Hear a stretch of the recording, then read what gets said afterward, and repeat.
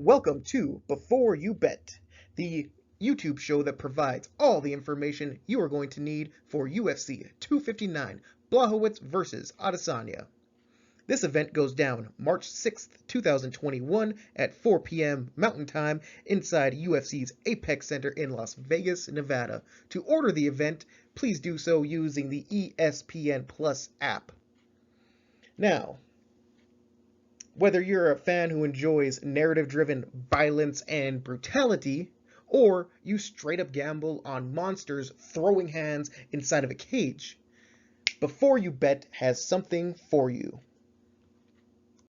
And of course, as always, we begin the Before You Bet podcast by putting on our gambling grinder thinking cap. Let's begin. Starting off with the light heavyweight main event, it is a title fight between Jan Blachowicz going up against Israel Adesanya. Comparing the two records, Jan owns a 27-8 professional record. He got there by getting 8 TKO victories, 9 submission victories, and 10 decision victories. His opponent, Israel Adesanya, is a perfect 20-0. He got there by getting 15 TKO victories and 5 decision victories. The odds are brought to you by mybookie.ag. MyBookie, online betting made easy. And they have Jan Blachowicz sitting at a plus 195 underdog, and Israel Adesanya is a minus 235 favorite. The over-under on this fight is sitting at 2.5 rounds. And the odds for the over-under, the over is at minus 140. The under is sitting at plus 110.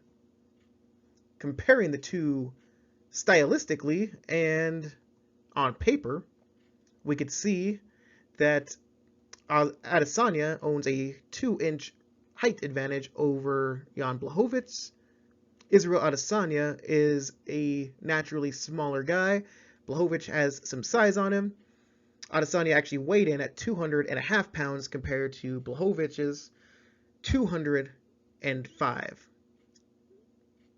Did I say 201.5 pound on Adesanya? That's what I meant. 201.5 pound. Moving on. Adesanya does own a slight 2-inch reach advantage over Blachowicz. And the stance, Jan Blachowicz usually comes out in a orthodox stance, whereas Israel Adesanya comes out in a varied switch stance. You don't know what's coming with him. He is very, very tricky. Very, very sneaky. Blachowicz is also the elder statesman in the fight. He is 38 years old compared to Adesanya, who is in the prime of his life. But in the heavier weight divisions, being older doesn't usually matter. They can usually still carry their power from what I've noticed. I don't know anything about fighting or competing in a cage. Blachowicz is training out of Berkut WCA, and Adesanya trains out of City Kickboxing. Blachowicz is the Polish man. He has that Polish power, and Adesanya is fighting out of Nigeria. Now, some trends to keep an eye on during this fight. Blachowicz is actually on a 4-1 fight winning streak. He is also 4-1 to the under 2.5 rounds. He has beaten Dominic Reyes, Corey Anderson, as well as other middleweights that have tried to come up to the light heavyweight division. He has lost to Thiago Santos. That was his most recent loss. His opponent, Israel Adesanya, the perfect 20-0 record. He is also, in his last 5 fights, 5-0 to the over 2.5 rounds, and has beaten everyone he came in contact with, including Yoel Romero, Robert Whittaker, and Anderson Silva. And moving right along with our co-main event of the evening, it is going to be a women's featherweight title fight between Amanda the Lioness Nunes.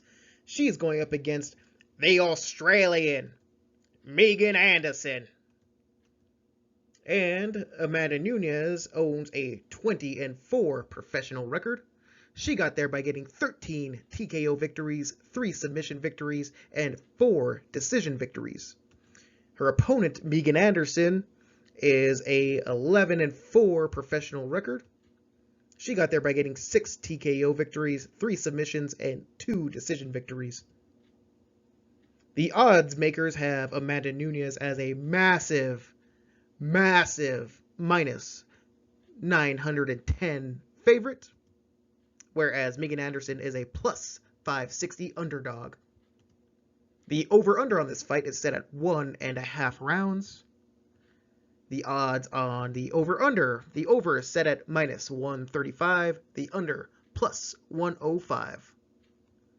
Comparing the two on paper, Megan Anderson owns a significant height advantage over Amanda Nunes. They both looked really good coming in for the weigh-in, especially Megan Anderson. Continuing on, Megan Anderson also holds a significant 3-inch reach advantage over Amanda Nunes. They both come out using that orthodox stance, both in the prime of their life in their early 30s. And Amanda Nunes trains out of American Top Team, whereas Megan Anderson trains out of Glory MMA and Fitness. Amanda Nunes is fighting out of Brazil. And Megan Anderson, she fights out of Australia. Some trends to watch during the fights. Keep an eye out for. Amanda Nunes has beaten everyone. Everyone that comes in front of her, she knocks them down. Whether you're Chris Cyborg, Holly Holm, Valentina Shevchenko, Ronda Rousey, Miesha Tate, Germaine de Randamie, she did that to her 2 times. And I could go on. Megan Anderson, on the other hand, has lost to Holly Holm and got beat by Felicia Spencer. Some trends to watch out. Amanda Nunes has actually won 11 in a row. She is also 3-2 to the over. 3 and 2 of her fights have gone over 3.5 rounds, actually. Not just the 2.5, over 3.5. She is a grinder. Megan Anderson, she has gone 4-1 to the under 1.5 rounds. She either gets finished or finishes them right away, which is what we like to see, and we're excited about this co-main event. Now, coming up to our third title fight of the evening. It is a bantamweight title fight between Peter, No Mercy, Yan. Forgive me on my pathetic Russian accent. Peter, Yan, No Mercy, going up against Aljamain Sterling, the Funk Master. Comparing the two records, Peter Yan owns a 15-1 professional record. He got there by getting 7 TKO victories, 1 submission victory, and 7 decision victories.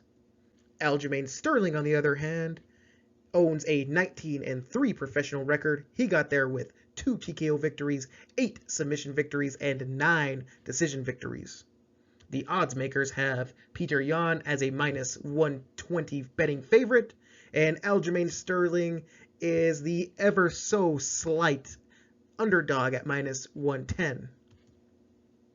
The over-under on this fight is set at 3.5 rounds. And the odds for the over-under, over set at minus 130, under set at plus 100. Comparing the two on paper, we got Peter Yan coming in at 5'7", compared to Aljamain 5'7". That is even. That is even. They both look good on the scales. Aljamain Sterling owns a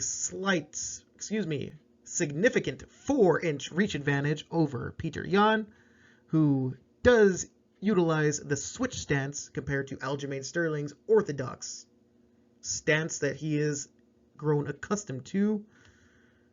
They're both young and ready and hungry to be champions.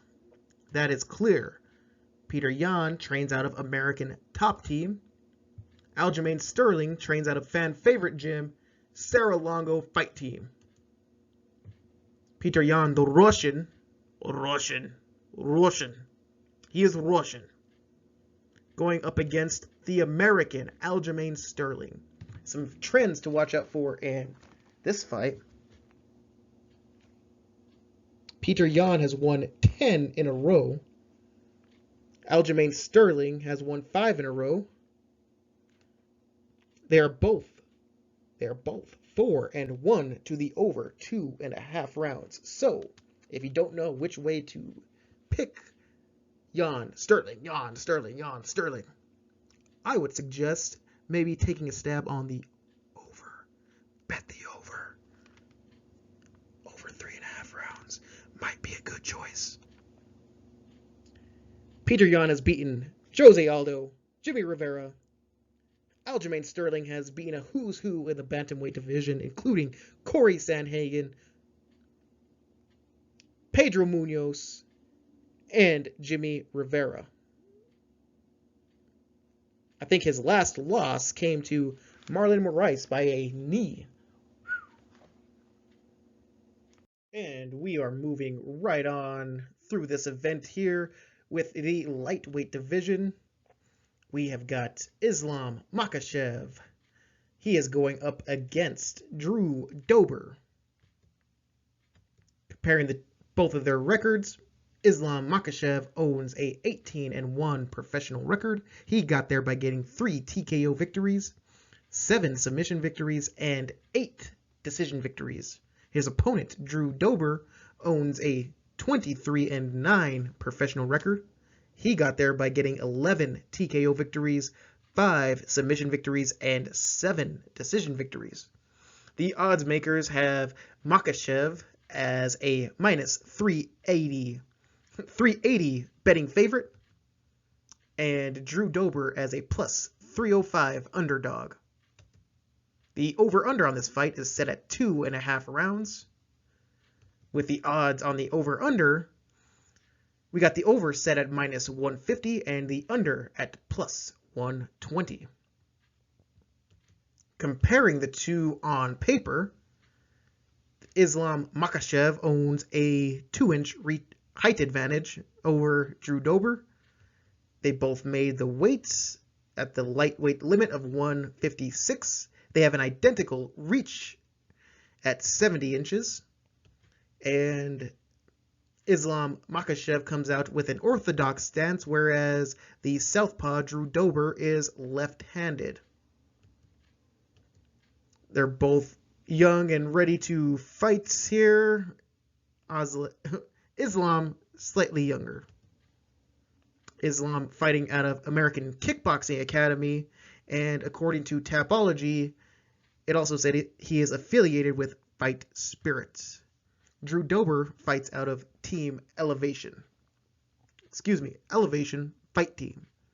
Islam Makhachev is the Russian, whereas Drew Dober is the American. Some stats and trends to watch out for in this fight. Looks like Islam Makhachev is on a 6-fight winning streak and has gone 3-2 to the over 2.5 rounds. Those 3 have all came by decision. Drew Dober is on a 3-fight winning streak and has gone 4-1 to the under 2.5 rounds, and has lost to Beneil Dariush and beat Alexander Hernandez. And our last fight is going to be the main card opener. It is going to be a light heavyweight bout between Thiago Santos going up against Alexander Rakic. Alexander Rakic. Excuse me for the pronunciation.